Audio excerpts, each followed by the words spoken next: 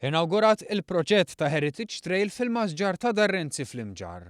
Masġar li fih il-pubbliku u t-turisti jistgħu jimxu tul il-kampanja u jaraw veduti mill-isbaħ ta' għajn tuffieħa. Dan mhux l-unika proġett li sar fl-Imġar. Bilan li l-Imġar isir destinazzjoni aktar turistika, il-Kunsill Lokali ħadem fuq mapep biex jingħataw lit-turisti. Dawn il-mapep jindikaw il-postijiet ta' interess, dawk storiċi kif ukoll dawk li joffru sbuħija naturali bħal dan il-Masġar.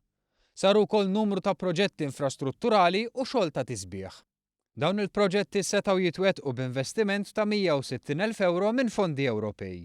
Is-Segretarju Parlamentari Ian Borg spjega kif aktar kunsilli lokali se jkollhom l-opportunità jibbenefikaw minn fondi Ewropej sabiex jitwettqu l-proġetti tagħhom.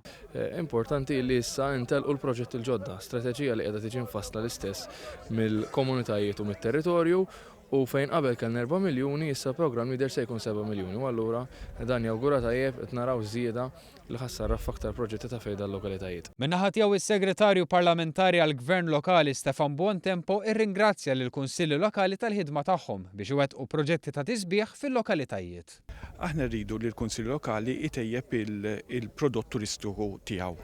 L-Imġar huwa post rurali qed nagħtu l-għodda meħtieġa biex dawn il-postijiet jitjiebu għad-gawdija tagħna l-Maltin u naturalment it-turist li jżur dan ir-raħal.